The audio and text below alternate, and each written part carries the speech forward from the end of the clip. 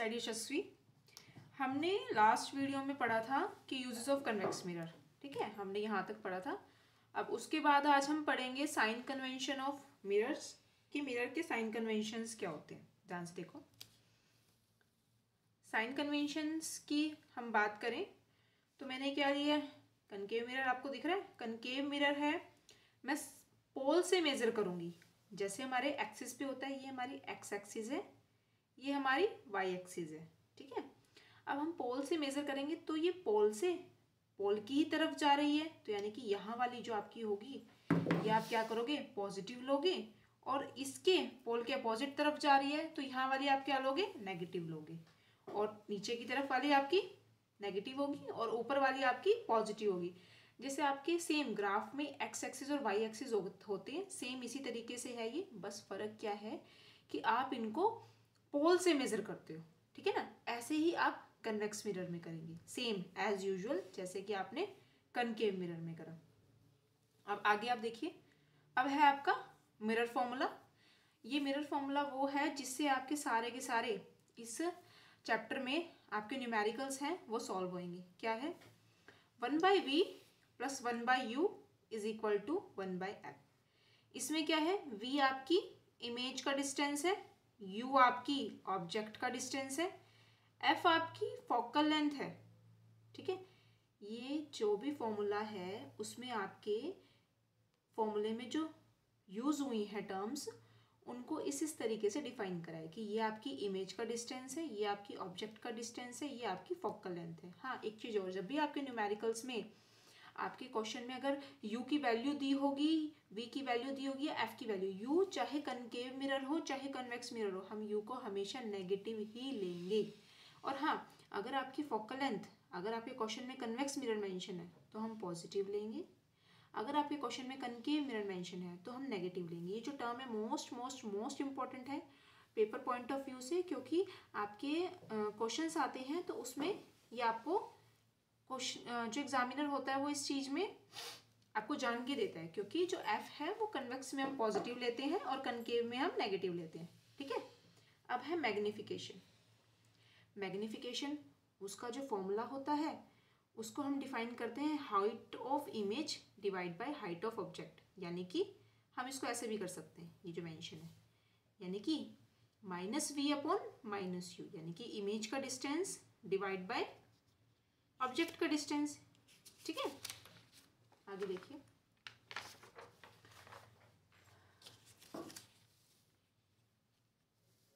यहाँ तक आया। अब आगे देखिए कि जो मैग्निफिकेशन है, मैंने अभी आपको बताया कि -v/-u। मैग्निफिकेशन का एक तरीके से मतलब होता है, जो आपकी मैग्निफिकेशन है वो आपकी जो कितनी बड़ी आपकी इमेज बन रही है, कितनी छोटी बन रही है, ठीक है ना, वो आपको डिफाइन करता है। अब मैं आपको ये चीज़ बताऊंगी, इफ अगर आपकी m की वैल्यू, जो हमने फॉर्मूला लगाया, आपका पीछे हमने फॉर्मूला लिखाया था -v/u, ठीक है, या hi/ha, उसमें था अगर m की वैल्यू 1 से कम आती है तो इमेज क्या हो जाएगी, अनलार्ज हो जाएगी। अनलार्ज का मीन्स बड़ी हो जाएगी। अगर आपके क्वेश्चन में आपकी m की वैल्यू, आप देख लें, 1 से कम आती है तो आप अपने आप मेंशन करना कि जो आपकी इमेज है वो बिग हो जाएगी। अगर आपकी m की वैल्यू 1 से, सॉरी उसमें मैंने आपको बोला m की वैल्यू बड़ी आती है, 1 से ज़्यादा आती है तो अनलार्ज हो जाएगी, ठीक है ना। अब यहाँ पर अगर आपकी m की वैल्यू 1 से कम आती है तो इमेज छोटी हो जाएगी, इमेज डिमिनिश्ड हो जाएगी, स्मॉल साइज हो जाएगी। अगर आपकी m की वैल्यू =1 आती है तो यानी कि क्या हो जाएगी, इमेज सेम साइज हो जाएगी, ठीक है। और अगर आपकी वैल्यू चाहे कम है चाहे ज़्यादा है, लेकिन अगर पॉजिटिव आ रही है तो हम उसको डिफाइन करेंगे कि वर्चुअल और इरेक्ट है, ठीक है, यानी कि सीधी है, और वर्चुअल इमेजनरी है। और अगर m की वैल्यू नेगेटिव आ रही है तो हम उसको डिफाइन करेंगे कि रियल एंड इन्वर्टेड है। अब मैं एग्जांपल लेती हूँ, जैसे मैंने यहाँ पर मेंशन करा हुआ है, अगर हम m+3 है तो हम, कुछ स्टूडेंट्स क्या होते हैं इस +3 को +3 से ही, कि भाई इमेज जो है ये बड़ी है और हम +3 से ही करके उसको डिफाइन करते हैं। ऐसा नहीं होता, प्लस को हम अलग बताएंगे। Plus it means virtual and erect है, और 3 है, ये 3 क्या आ रहा है, 1 से बड़ा आ रहा है तो इनलार्ज है, ठीक है।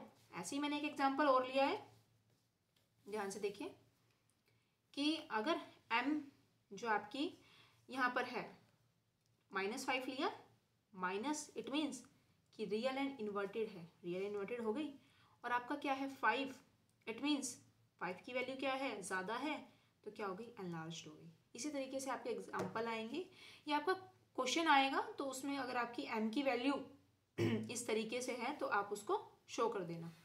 फिर है आपकी, यहाँ तक कंप्लीट हो गया, ठीक है ना। आपका चैप्टर का नेम था लाइट, रिफ्लेक्शन एंड रिफ्रैक्शन। अब मैंने आपको लाइट भी बता दिया, मैंने आपको रिफ्लेक्शन का भी सारा पार्ट बता दिया, हमने रिफ्लेक्शन के जो जो न्यूमेरिकल पॉइंट्स ऑफ व्यू थे, जितनी भी टर्म्स थे, सारी मेंशन कर दी। अब है रिफ्रैक्शन ऑफ लाइट।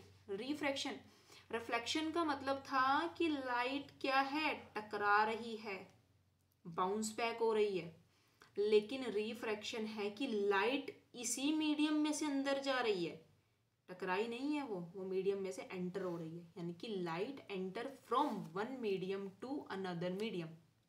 अब क्या है, मैंने क्या बोला कि उसमें तो लाइट टकरा रही थी, इसमें क्या हो रही है, एंटर हो रही है। अब एंटर हो रही है, अब डिपेंड करता है कि आपके किस मीडियम से एंटर हो रही है, ठीक है ना। अब अब मीडियम क्या होगा, क्या एयर से वाटर में जा रही है, क्या एयर से ग्लास में जा रही है। अब देखो पहले इसकी डेफिनेशन देखते हैं कि बैंडिंग ऑफ लाइट, लाइट का बैंड हो जाना, व्हेन, अब यहाँ से जब मीडियम में जाएगी तो हमें थोड़ी ना पता है कि मीडियम क्या है, वो या तो नॉर्मल की तरफ हो जाएगी या अवे हो जाएगी, ठीक है ना। वो चीज़ें हम आगे डिस्कस करेंगे। अब इससे आगे था कि रिफ्रैक्शन के कॉजेज क्या हैं। देखिए, speed of light changes when it goes from one medium to another medium. Speed of light, obviously सी बात है कि आप क्या पता एयर में जो लाइट की स्पीड है वो तो क्या है 3 इंटू, मैंने आपको डिस्कस करी थी कि 3 इंटू 10⁸ मीटर पर सेकेंड है।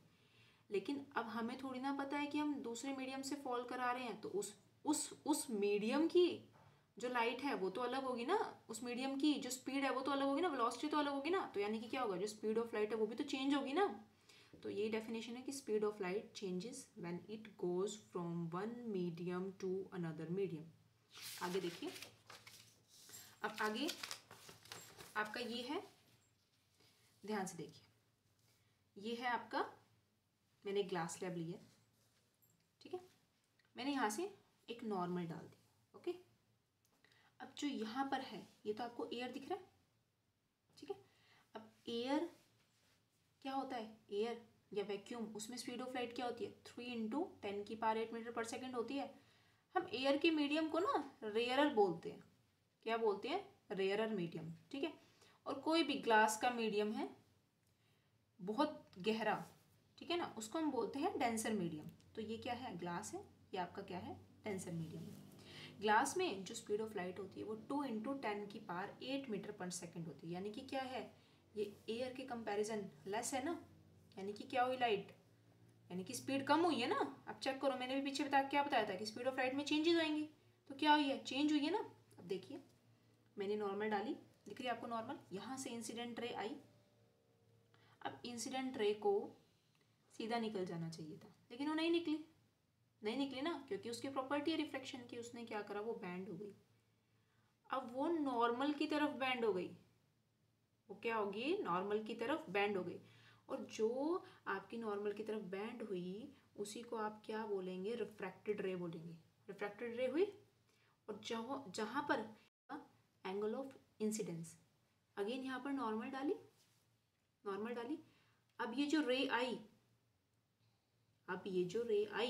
अब ये रे आकर अब फिर से, अब ये ग्लास मीडियम से एयर में आई, तो ये क्या हो जाएगी, नॉर्मल से दूर हो जाएगी। ये नॉर्मल था, यहाँ से दूर हुई, अवे फ्रॉम द नॉर्मल।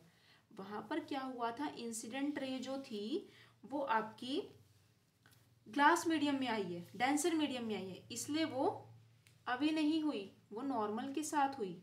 लेकिन यहाँ पर क्या हो जाएगी, अवे हो जाएगी फ्रॉम द नॉर्मल, और यही जो रे होगी इसी को आप बोलोगे इमर्जेंट रे। क्या बोलोगे इसी को, इमर्जेंट रे। अभी मैंने आपको बोला कि स्पीड चेंजेस हो रही है, ठीक है ना, स्पीड चेंजेस हो रही है।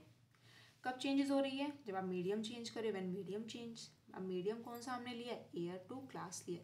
अब कुछ मैं आपको ना पॉइंट्स बता रही हूँ, इन पॉइंट्स को मेंशन कर देना या इनको याद कर लेना, क्योंकि पेपर में एज इट इज क्वेश्चन आते हैं कि लाइट हमारी स्ट्रेट लाइन में ट्रैवल हुई, ठीक है ना।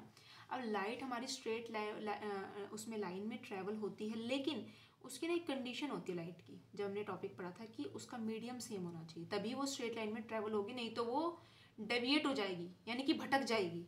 जैसे कि मैं आप ही को बोल दूं कि आप सीधे ही रास्ते पर चलोगे, अगर आपको रास्ते में कुछ गलत चीज़ें ना दिखें तो, या आपके दोस्त ना मिले, कुछ खाने पीने की अलग से शॉप्स ना मिले, तो आप सीधे ही चलोगे, आपको कुछ मिलेगा ही नहीं। अब लाइट है, वो भी सीधी चलेगी, उसको रास्ते में कोई शॉप ही नहीं मिली खाने पीने के लिए, लेकिन वो अपना मीडियम डेविएट कर लेगी, ठीक है ना। अगर उसको भटकने के लिए कोई जगह मिल जाए, रास्ता मिल जाए, तो वहीं मुड़ जाएगी वो, तो मीडियम डेविएट हो गया ना। क्या एयर था, एक मीडियम एयर था, एयर नहीं रहा, क्या होगा, ग्लास हो गया, मीडियम चेंज हो गया, तो लाइट भी भटक गई, जैसे आप लोग भटक जाते हो, पढ़ते नहीं हो। अब है एक चीज आती है कि when from rarer to denser, ठीक है। अब रिफ्रैक्टेड रे बैंड्स हुई थी नॉर्मल पे, जब ये रेयरर, ये आपका मीडियम था, एयर रेयरर था, ये डेंसर था, तो यहाँ पर क्या हुई थी, नॉर्मल की तरफ बैंड हुई थी, यहाँ पर ये नॉर्मल है, इसकी तरफ झुक गई थी, बैंड हो गई थी, तो वहाँ पर क्या होता है, एंगल ऑफ इंसिडेंस आपका ज़्यादा होता है, ठीक है।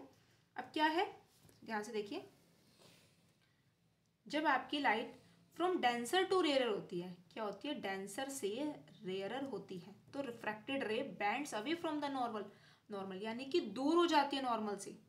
इमर्जेंट रे बनी थी, नॉर्मल से दूर हो गई, ये देखिए अभी मैंने आपको बताया था, ये दूर हो गई थी नॉर्मल से, नॉर्मल है यहाँ से दूर हो गई, ठीक है। तो वहाँ पर क्या होएगा, आपका जो एंगल ऑफ रिफ्रैक्टेड रे, एंगल ऑफ रिफ्रैक्शन है, वो आपका ज़्यादा हो जाएगा। अब नोट्स में कुछ पॉइंट हैं वो ऐड कर लीजिए। Incident and emergent ray are parallel to each other, ध्यान से देखिए, मैं आपको फिर दिखाती हूँ। लास्ट में जो आपकी ये इंसिडेंट रे आई थी, ये वाली, और जो इमर्जेंट रे आई, ये दोनों की दोनों पैरेलल बनेंगी ऐसे, ठीक है। ये आप जब डायग्राम तमीज से बनाएंगे, अच्छे से बनाएंगे, ठीक है ना, नॉर्मल ड्रॉ करके बनाएंगे, तो लास्ट में जो इमर्जेंट और इंसिडेंट रे शो होंगी वो आपको पैरेलल ही शो होंगी। आगे देखिए, सेकंड पॉइंट है फ्रीक्वेंसी अनचेंज ड्यूरिंग रिफ्रैक्शन। इसमें एक पॉइंट आता है कि कौन सी ऐसी क्वांटिटी है जो अनचेंज होती है जब ये प्रोसेस होती है, तो फ्रीक्वेंसी ऐसी क्वांटिटी है जो अनचेंज होती है। फ्रीक्वेंसी क्या होती है, फ्रीक्वेंसी आपके कलर पर डिपेंड होती है, ठीक है ना। वेवलेंथ और वेलोसिटी आपकी, जब आप ये प्रोसेस होती है ना रिफ्रैक्शन की, चेंज होती रहती है। मैंने अभी आपको बोला कि वेलोसिटी भी चेंज हुई है, स्पीड भी चेंज हुई है, ऐसे ही आपकी वेवलेंथ भी चेंज होती है। सिर्फ एक ही क्वांटिटी है जो चेंज नहीं होती है, वो है आपकी फ्रीक्वेंसी। यहाँ तक क्लियर हुआ? आगे देखिए, फिर है जैसे मैंने लॉस पढ़े थे आपके कि आपके रिफ्लेक्शन में लॉस थे, ऐसे ही आपके हैं लॉज ऑफ रिफ्रैक्शन। इसमें क्या होता है, normal, the incident and the refracted ray, the normal, the incident and the refracted ray are lie in the same plane. उसमें हमने क्या पढ़ा था, उसमें भी तो हमने यही पढ़ा था कि वो भी सेम प्लेन पे लाई कर रही है और ये भी आपकी सेम प्लेन पे लाई कर रही है, ठीक है। अब सेकंड रूल आपका क्या है, इसमें सेकंड रूल हम रूल बोल सकते हैं या हम ये कह सकते हैं कि रिफ्रैक्टिव इंडेक्स निकालने का फॉर्मूला है स्नेल्स लॉ। स्नेल्स लॉ कहता है sine i divide by sine r is equal to constant, कि साइन आई साइन आर वो कॉन्स्टेंट होते हैं, ठीक है। अब हम इसको ऐसे डिफाइन करते हैं, यानी कि फर्स्ट विद रिस्पेक्ट ये 1 म्यू, इसको हम रिफ्रैक्टिव इंडेक्स बोलते हैं। ये जो आप देख रहे हैं ना, ये रिफ्रैक्टिव इंडेक्स की नोटेशन है। क्या है ये, रिफ्रैक्टिव इंडेक्स की नोटेशन है। Second with respect to 1, second with respect to 1। Refractive index of medium second with respect to first medium.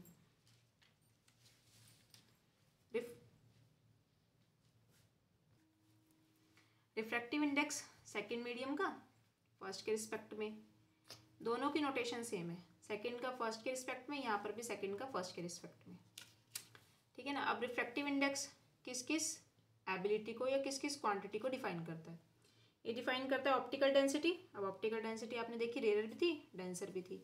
Light bending ability, light कितनी बैंड हो रही है, अवे फ्रॉम द नॉर्मल जा रही है या टुवार्ड्स द नॉर्मल जा रही है। और वेलोसिटी ऑफ लाइट, वेलोसिटी को हम बोल सकते हैं स्पीड ऑफ लाइट, ठीक है।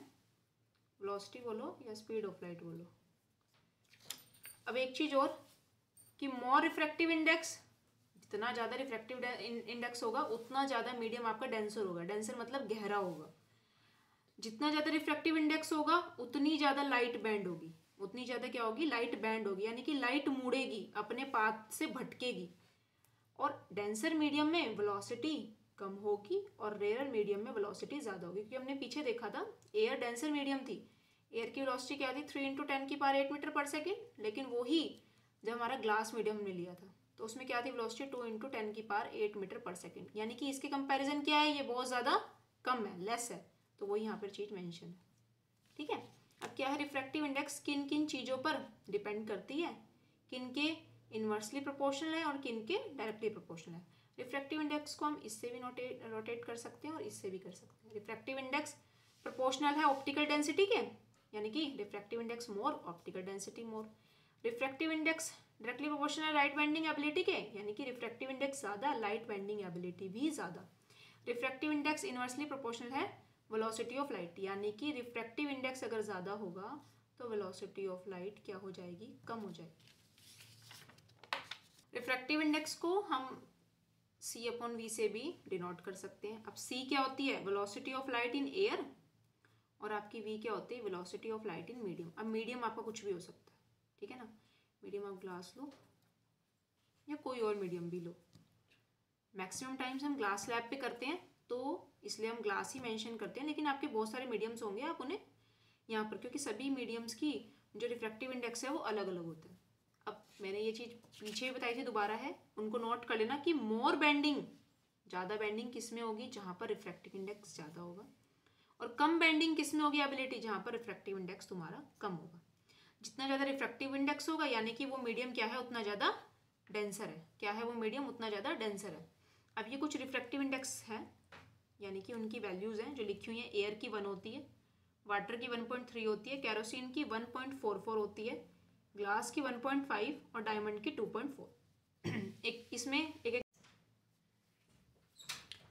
refractive index of glass is 1.5. It means the speed of light in glass is 1.5 times slower than the speed of light in vacuum. यानी कि ग्लास में स्पीड 1.5 है रिफ्रैक्टिव इंडेक्स ग्लास का, यानी कि जो उसकी स्पीड वो लाइट से 1.5 टाइम्स कम है वैक्यूम से या फिर एयर से। अब है, मैंने आपको ये हम रिफ्रैक्टिव इंडेक्स को एयर और ग्लास के रिस्पेक्ट में मैंने ऐसे मेंशन करा है। अब मैंने आपको क्या बोला, C/V भी लिख सकते हैं, तो मैंने इसको C/V की फॉर्म में ऐसे मेंशन करा है। ठीक है। Refractive index of air with respect to glass, क्या air with respect to glass क्या है, एयर का 3 × 10⁸ मीटर पर सेकेंड, ग्लास का क्या है 2 × 10⁸ मीटर पर सेकेंड। ठीक है। अब इसको आप कैलकुलेट करेंगे तो ये आएगा। एक चीज़ और ध्यान रखना है कि रिफ्रैक्टिव इंडेक्स क्या है, एक यूनिटलेस क्वांटिटी है, इसकी कोई यूनिट नहीं होती, और एक डायमेंशन लेस क्वांटिटी, इसकी कोई डायमेंशन भी नहीं होती। कुछ पॉइंट्स ऐसे हैं ये जिनको आप नोट ज़रूर कर लेना, क्योंकि ये आपके बोर्ड्स में ऐसे के ऐसे ही आते हैं। अब क्या है, रिफ्रैक्टिव इंडेक्स 2 टाइप्स का होता है, ये आप जान लो, आ सकता है पेपर में। एक होता है एब्सोल्यूट रिफ्रैक्टिव इंडेक्स, एक होता है रिलेटिव रिफ्रैक्टिव इंडेक्स। इनकी डेफिनेशन ही आएगी, मैं आपको बता देती हूँ। क्या है एब्सोल्यूट रिफ्रैक्टिव इंडेक्स, है refractive index of a material with respect to air और वैक्यूम। यानी कि अगर हम रिफ्रैक्टिव इंडेक्स किसका ले रहे हैं, मटेरियल का, किसके रिस्पेक्ट में, एयर या वैक्यूम के रिस्पेक्ट में। लेकिन रिलेटिव रिफ्रैक्टिव इंडेक्स में क्या है, refractive index of one material with respect to another. उसमें तो क्या होगा, सिर्फ एयर और वैक्यूम के ही रिस्पेक्ट में होगा, लेकिन इसमें क्या है, मटेरियल चेंज हो सकता है एक मटेरियल से दूसरे मटेरियल में। समझ आया। अब कुछ पॉइंट्स हैं, आप नोट कर लीजिए, जो मैंने पहले भी लिखे थे, सिर्फ ये नोट करने के लिए पहले बता चुकी हूँ मैंने। When light goes from rare to denser medium it bends towards normal. वहाँ पर क्या होगा, आई ज़्यादा हो जाएगा आर से। And when light goes from denser to rare it क्या होगी, away from the normal, from denser to rare. ठीक है, वहाँ पर आर ज़्यादा हो जाएगा। And when light incident normally, normal की तरफ है तो वो स्ट्रेट चली जाएगी, वहाँ पर आई 0 हो जाएगा, आर 0 हो जाएगा। ठीक है। अब जो हमने फिनोमिना पढ़ा, इसकी वजह से हमें क्या क्या चीज़ें देखने को मिलती है। फिनोमिना ड्यू टू रिफ्रैक्शन, ये पॉइंट्स आते हैं, क्वेश्चन आते हैं कि इसमें क्या क्या हमें देखने को मिलता है। Partially immersed stick in water appears to be bend. अगर आप पानी में कोई डंडी डाल देते हो तो हमें हल्की सी वो टूटी हुई या हल्की सी टेढ़ी दिखती है, किसकी वजह से? ड्यू टू रिफ्रैक्शन की वजह से, ठीक है। An object placed under water appears to be raised. आप किसी भी ऑब्जेक्ट को, किसी भी चीज़ को पानी में डाल देते हो, हमें हल्की सी ऊपर उठी हुई दिखती है, कि ऐसा लगता है वो ना पानी में ज़्यादा गहराई पर नहीं है, वो हमें रिफ्रैक्शन की वजह से दिखती है। A pool of water appears to be less deep than the actual depth. हमें अगर स्विमिंग पूल का पानी है या कहीं का पानी है तो हमें वो इतना गहरा नहीं दिखता जितनी उसकी एक्चुअल डेप्थ होती है, ड्यू टू रिफ्रैक्शन की वजह से। A lemon kept in water in glass appear to be bigger than actual size. हम नींबू को पानी में डालते हैं, कभी आप ध्यान से देखना कि वो अपने साइज से बहुत बड़ा दिखता है, वो किसकी वजह से? Due to refraction. And when coin is placed under water coin appears to be raise. पानी को डाल के देखना, आप एक ग्लास में सिक्के को डालना तो सिक्का आपको हल्का सा उठा दिखेगा, अपनी पानी की तल से सिक्का उठा दिखेगा। अपीयर्स टू बी रेज्ड, वो इसलिए दिखेगा due to refraction. And fish under water appears to shallow than its actual depth. हमें लगता है ना फिश तैर रही है, हमारे पास है, हम उनको पकड़ लेंगे, लेकिन उनकी गहराई आपकी सोच से ज़्यादा होती है। ये भी आपका किसकी वजह से होता है? ये भी आपका ड्यू टू रिफ्रैक्शन की वजह से होता है। आज के लिए इतना ही। आपको अगर किसी भी टॉपिक में या कुछ भी समझ नहीं आया, कुछ भी प्रॉब्लम है, तो आप कमेंट सेक्शन में वो चीज़ डाल देना, मैं उसको देखकर आपको उसी चीज़ को फिर से डिफाइन कर दूँगी। Thank you.